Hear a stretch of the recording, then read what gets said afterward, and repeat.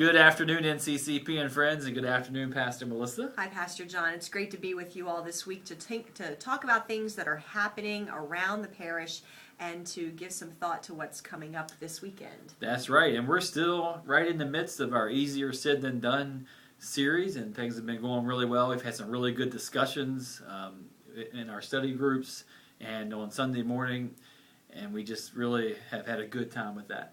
And we remind you that we do have a group that meets at St. John's on Fridays at 11 a.m. to discuss the things that you think of as you hear this message about easier said than done. So we've had a wonderful time talking through the scriptures and having great conversation. That's right. And this Thursday night at 9 o'clock we'll be gathering as well for another study group. And but just be sure to check your bulletin and the website for all kinds of things going on. We can certainly fill your week with activities. 7 days a week you can find something to do in the church. And that's the challenge that we have, especially as we're looking at this week's topic, which is Sabbath. We live in this world where there are always hundreds of choices and options that we can use to fill our days. But yet the Bible calls us to this time of rest and reflection known as Sabbath. So what does that even mean for us? How do we even live into that? That's right. A lot of times we try to distract the topic and we say no to rest by saying that, oh, well, Sabbath is just about which day you go to church or which day you go to the synagogue. Or we get into a legalistic argument about what you can and you can't do. When the mandate from God, and that's the wrong word, the gift from God is a day of rest, a day set apart to reflect on the good things that God has created.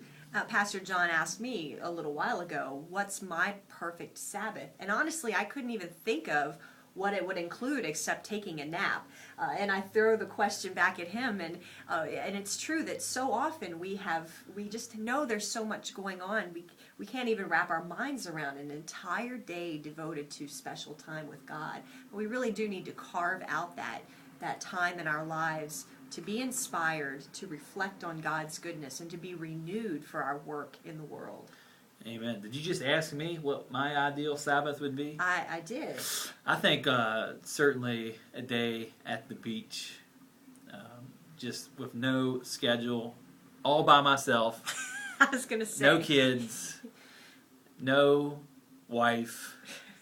Actually, I wouldn't mind having her with me at the beach. But anyway, just a day of no schedule. And to be able just to enjoy the sand and the water and the sun and all the food on the boardwalk that I want, that'd be a great day of Sabbath. No phone, no text, no email, no YouTube. How about that? That seems pretty much like a piece of heaven. Amen to that.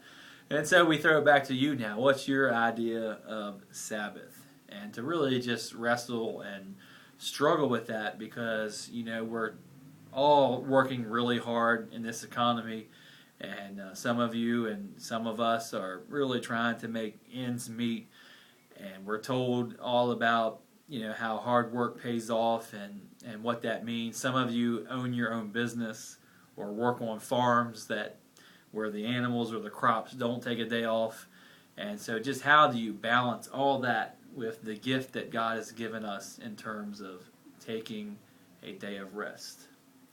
And let alone when you add to it, just dedicating a whole day to godly things. Now, that's a whole nother level of Sabbath. So we're going to explore that topic this week at all of the services around the parish. So we hope that you'll be a part of that and that you'll keep questions about Sabbath going. We're going to have a conversation about that on Facebook and through Twitter this week. So we're asking you all, what is Sabbath to you? What renews you, refreshes you, and really helps you to reflect on the goodness of God in your life and in your work?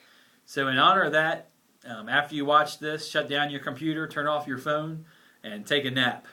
But be sure to join us Sunday in church. Amen? Amen. See you then. God bless.